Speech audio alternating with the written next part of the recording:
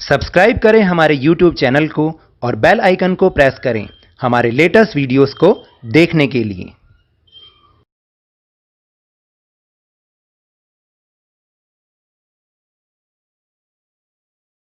Hello and welcome to Lavneesh Sir ki class. This is Directorate of Education GNCT of Delhi's worksheet number 20, and it is only for class 8 students. It has taken from the subject English, and we will learn and understand some exercises question of the poem The Last Bargain in this worksheet. So as you all know कि पिछली 2-3 worksheets में हमने जो poem थी the last bargain उसको अच्छे तरह से हमने अंडरस्टैंड किया, समझा, उसके मतलब को समझा, आखिर उस पोएम में क्या था वो चीज़ हमने समझी। आज हम उसी पोएम से रिलेटेड कुछ एक्सरसाइजेस क्वेश्चन करेंगे। So let's start and understand with me.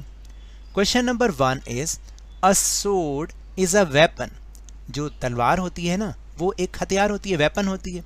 In the poem the word sword is used as a symbol of power. तो देखिए इस पोएम में उस सोर्ड वर्ड का जो यूज किया गया है वो as a symbol of power, यानी पावर, शक्ति के प्रतीक के रूप में किया गया, ना कि केवल तलवार के रूप में किया गया है। Given below are some more symbols from the poem. यहाँ पर नीचे कुछ और सिंबल्स दे रखे हैं पोएम में से ही।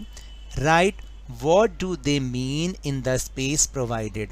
तो देखिए यहाँ पर आपको नीचे कुछ हिंट्स दे रखे हैं। नीचे जो वर्ड्स दे रखे हैं ना वो सिंबल हैं, उनके लिए क्या क्या वर्ड यूज़ हो सकता है वो साथ में आपके हेल्प बॉक्स में भी दे रखा है कि यहाँ जो आपको सिंबल दे रखे हैं जैसे बैग ऑफ गोल्ड है वो किसका सिंबल है, या स्माइल है वो किसका सिंबल है, ये हमें बताना है। तो हेल्प बॉक्स आपको यहाँ पर एक दे रखा है, उसमें से आपने वर्ड्स को चूज़ करना है। So let's start. जैसे फर्स्ट वर्ड है बैग ऑफ गोल्ड, तो वो किसको शो करता है, क्या वो किसका सिंबल है, वेल्थ का सिंबल है वो, यानी धन, संपदा। फिर second is smile.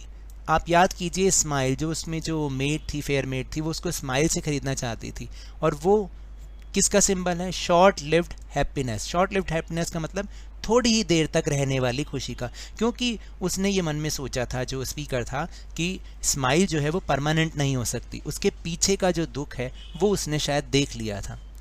And third one is tears.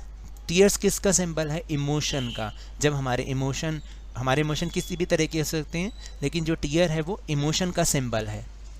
And last is nothing, क्योंकि आपको याद है कि उस जो छोटा सा बच्चा था उसने कुछ भी नहीं के बदले उनको बार्गेन करा, उनको खरीदना चाहा। तो नथिंग यहाँ पर किसका सिंबल है, फ्रीडम का। और इसलिए जो स्पीकर था उसने हाँ भी कर दी, क्योंकि उसको ऐसा लगा कि मैं उसके साथ खेल के फ्रीडम में रह सकता हूँ, मैं फ्री रह सकता हूँ। Now the question number 2 is what is the speaker's last bargain. आपको ये बताना है स्पीकर की लास्ट बार्गेन क्या थी, किसके साथ थी, मतलब क्या थी उसकी लास्ट बार्गेन। तो answer is the speaker's last bargain is with a child playing with shells on the sea beach. आपको याद है ना, हमने पोएम में समझा था कि जो स्पीकर की लास्ट बार्गेन थी वो किसके साथ थी, एक बच्चे के साथ जो कि शेल्स के साथ सी बीच पर खेल रहा था। The child has nothing to pay in return. और चाइल्ड के पास, उस बच्चे के पास कुछ भी नहीं था पे करने के लिए उसके बदले में, तो लेकिन फिर भी स्पीकर ने उसको हाँ कर दी।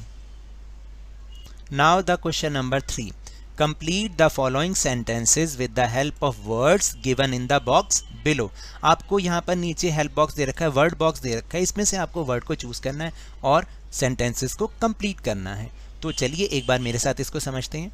The speaker's last bargain is with अ, किसके साथ थी उनकी लास्ट बार्गेन, चाइल्ड को हमने चूज करना है, चाइल्ड इसमें आएगा। The last bargain is with a child बच्चे के साथ थी। द चाइल्ड हैज़, क्या था उसके पास, nothing to hire him. Child के पास कुछ भी नहीं था उनको हायर करने के लिए। तो यहाँ से क्या आ जाएगा, आप बताइए, नथिंग। एक बार हम नथिंग को चूज कर लेंगे। Next sentence is he forgot about his, क्या आएगा, सॉरो एंड स्ट्रेस। जो उनको दुख और स्ट्रेस था वो सब भूल गए while playing with the child के साथ खेलते हुए। Next is child's offer gave him. Child's offer क्या थी, क्या देना चाहता था, उसको क्या देना, क्या उसकी ऑफर थी चाइल्ड की, नथिंग, उसके पास कुछ था ही नहीं, तो दूसरे वाले नथिंग को चूज कर लो। अर्लियर द किंग वांटेड, इससे पहले the king wanted to hire him with, king उसको किससे हायर करना चाहता था, पावर से, तो आप यहाँ से पावर चूज करेंगे। The old man had offered him, old man ने उसको क्या ऑफर किया था, यस मनी, मनी यहाँ से चूज कर लेंगे। The dash had offered him short lived happiness, उसने स्माइल से उसको खरीदना चाहा, कौन थी वो, फेयर मेड, बहुत सुंदर स्त्री। And the last is the speaker chose, क्या स्पीकर ने क्या चुना, यस फ्रीडम, स्पीकर ने चुना freedom over all the things, सभी चीज़ों से ऊपर उठ के उसने फ्रीडम को चुना, ना उसने पैसा को चुना, ना उसने पावर को चुना, ना स्माइल को चुना, बल्कि फ्रीडम को चुना।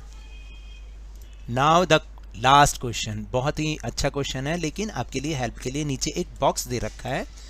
Arrange the letters to form meaningful words from the poem, आपको क्या करना है, पोएम से ही कुछ वर्ड्स हैं जो कि जंबल फॉर्म में, उन्हें अनजंबल करना है और मीनिंगफुल बनाना है, और आपकी हेल्प के लिए नीचे एक बॉक्स दे रखा है, आपने उसी में से ही चूज करना है वर्ड्स को। तो देखिए जरा ध्यान से देखिए, जो फर्स्ट वाला है वो क्या बनेगा, यस बार्गेन, जो कि इस पोएम का टाइटल भी है। सेकंड क्या बनेगा, देखिए बार्गेन हमने चूज कर लिया, सेकंड बनेगा morning, yes morning, MORNING morning. Third थोड़ा सा मुश्किल था लेकिन हमें मिल गया, वो था चैरियट। चैरियट समझते क्या होता है, रथ होता है चैरियट, जो किंग चैरियट पर आया था ना।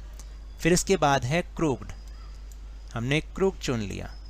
उसके बाद है मनी, जो ओल्ड मैन था वो उसको किससे खरीदना चाहता था, मनी से खरीदना चाहता था, तो ये रहा MONEY, क्योंकि सारे अनजंबल है, इसको थोड़ा सा दिमाग लगाएंगे तो हो जाएगा।